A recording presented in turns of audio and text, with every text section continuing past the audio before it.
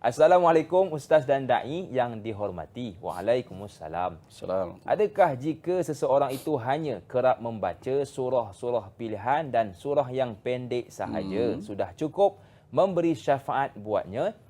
Yang kedua, bolehkah kita membaca Al-Quran dan dalam masa yang sama meniatkan sedekah kepada beberapa orang ahli keluarga yang sudah meninggal dunia?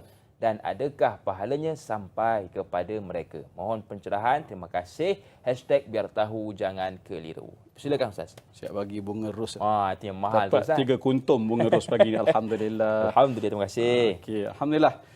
Tadi kita dengar di awal-awal mukaddimah Da'i Hakim tadi disebut tentang hadis Nabi Iqra'ul Quran. Nabi sebut Iqra'ul Quran fa innahu ya'ti yaumal qiyamati syafi'an li ashabi atau musyaffi'an li ashabi. Masya-Allah.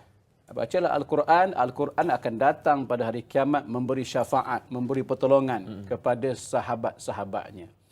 Jadi kalaulah Dila Rosa nama apa dia? Laila Dila Rosa ni tanya, adakah jika seorang itu hanya kerap membaca surah-surah pilihan dan surah yang pendek saja cukup? Bukan soal cukup atau tak cukup, banyak atau tak banyak. Kalau kita tahu kelebihan di awal saya sebut kelebihan membaca Al-Quran itu banyak kelebihannya, kenapa kita baca sikit? Betul. Kenapa kita pilih-pilih surah? Kan elok kalau kita baca istiqamah, khatam sebulan sekali ke, khatam 2 bulan sekali ke. Betul. Terpulang. Tapi kalaulah contoh betul lah Ustaz, ada kami ni bukan semua yang baca Quran lancar. Yang lancarnya Yasin, surah Al-Mulk. Tidak ada masalah kerana Al-Quran itu sendiri memberi syafaat walau di mana-mana surah. Secara umum Nabi sebut dia memberi syafaat kepada kita. Jadi bacalah kalau betul-betul tak mampu untuk membaca surah-surah lain, mungkin disebabkan agaknya dulu masa mengaji dulu lari ke apa dah, bila dah besar baru sedar, dah dewasa agak baru teringat nak mengaji balik. Jadi lama juga nak belajar dalam usia yang tua, maklum lidah pun dah makin keras kan.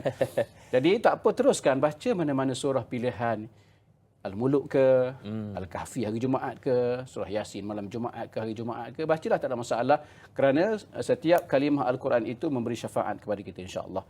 Kemudian tadi dia tanya, boleh tak kita baca Quran dan kita sedekahkan pahala kepada beberapa orang ahli keluarga kita? Baik, perkara ini dah dibincangkan, bahkan ada isyarat fatwa pun dah keluar berkenaan dengan apa hukum kita baca Al-Quran, kita niat kepada orang yang telah mati.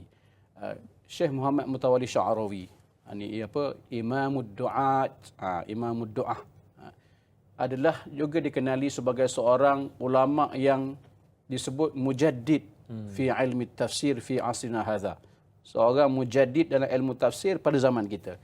Bila wafat tahun 1998. Saya sebut Syekh Mutawalli Sya'rawi ni, walaupun setelah hampir 30 tahun beliau wafat, beliau meninggal, tetapi sampai hari ini kita akan melihat kata-kata beliau akan keluar di TikTok. Dalam ceramah-ceramah dia di Masjid Azhar dan banyak tempat lah. Ketika beliau ditanya tentang apa hukum, wahai Syekh, kita ni baca Quran, kita niat pahala pada ahli keluarga kita atau siapa saja yang telah meninggal dunia. Maka dia bercakap mudah, dia kata, tidakkah Rasulullah sallallahu alaihi wasallam menyebut, idza mata ibnu Adam, apabila matinya seorang anak Adam itu, in qata'a amaluhu illa min thalas, maka terputuslah hubungannya kecuali 3. Maknanya tidak ada apa yang boleh bantu lagi. Maknanya orang yang dah wafat, dah meninggal, tak ada apa lagi yang membela dia kecuali 3 perkara. Satunya min sadaqatin jariyah, sedekah jariyah.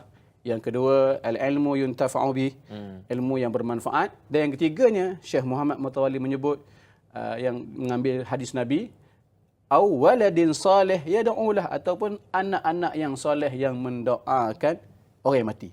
Baik. Anak soleh ni apa?